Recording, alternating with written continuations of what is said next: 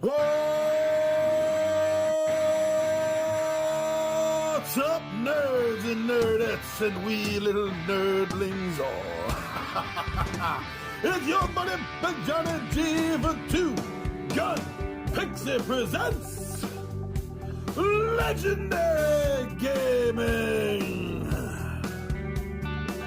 Tabletop Takeout Tuesday. That's what we're doing today. Now, you know we do a video every day of the week. So come on by and check us out. Show a little support to a for fun channel. And hit that subscribe button. Hit that notify. We drop at least one video a day. And there's no way you're going to keep track on it because we're not in the algorithm. They don't care about notifying you unless maybe if you hit that notify bell. So here, Tabletop Takeout Tuesday is where I give you bullet points about why I've enjoyed a particular game. And today's a special one because I had felt a little burnt before I even got this game. But I have to admit, playing through it several times did make me enjoy it. So, regardless of my initial thoughts, I'm here to tell you what I thought, why I like. Oh, so you've been eating. So come on and join me down the table.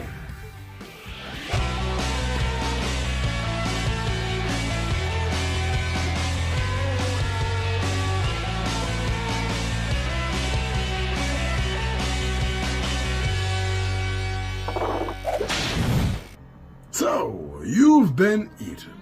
This sci-fi title is good for I'll get to that. It's good for 0 to 2 players, should take you about 30 minutes to play, and is by Ludicreations. This is designed by Scott Arms, who anyone in board gaming should know, if nothing else, at least from the Tiny Epic series that he has designed. All those games in that for Game One Games. So here he is, working on this So You've Been Eaten title. Well, okay, I'll just mention it right up front so you don't have to wait and try to figure out what I was talking about. 0 to 2 players. What this means is, if you play a one-player version of this game, you're going to be playing against an AI. Now, you could play from either side. Is the miner who has gone into this gigantic space beast in order to mine things from inside it, or the beast and his digestive system trying to, well, digest said miner. Whatever side you play, the other side has an AI engine. So with the 0 player count to this game, you are really doing nothing but watching things unfold as you play the AI move for one side, followed by the AI move for the other side. It seems to be well balanced. There seems to be an almost equal amount of wins for either side, which makes me think that the cards themselves are well balanced. The components of this game are all well made, from the board to the plastic pieces, 3D plastic pieces representing things like the gems and the bacteria that's trying to stop and digest the miner. They all look good. The board looks good. The pieces, the cards are well made. It's just going to stand up. I've seen so many games where I couldn't say any of those things about. I have to point them out here because it's worth it. The way the game plays is different depending on which side you're on, which is something else that I enjoy. If a miner uses dice to figure out the miner's moves, what the miner is going to do, while the beast's digestive tract, let's say the beast, uses a deck of cards in order to fight the miner. So it's these two different systems of gaming combined together. Now, I've seen this before in a few games, and I've always enjoyed it.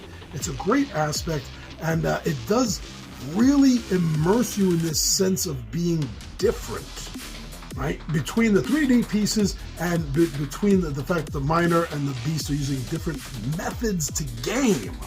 It's all so very immersive. And so is the artwork. The artwork is really fun to look at, and no pun intended, will suck you right in. Now, I've noticed that the game has a short game time, usually under 30 minutes, especially if you're playing 0 player, and you know the rules, you know what you're doing, and you go really, really fast. So that's a bonus, I think, for anyone that's looking for a new game, is something that's going to be easily learned, quickly played, an easy teach to someone else if you're not playing the 0 or 1 player version. Now the head-to-head version is really good. It's tough. I think it's tougher than the AI version, but then again, that depends on who the players are. You know, someone that's played this game a bunch of times versus a newbie, it's not going to be all that evenly matched. But generally speaking, if you've played the game a few times, you can play either side, and you're going to have a good strategic battle with the other players. And that's it, strategy. There's a lot of fun aspects of this game, and the strategy is part of that level of fun, especially in the head-to-head experience. So I think overall this does gain higher marks than I thought going into it. I was a backer on Kickstarter. I didn't like the way they treated the backers. I still don't. There were so many things, little minor things that I just didn't like that this company did. I really wasn't planning on liking the game. Yeah, I went into it a little negative.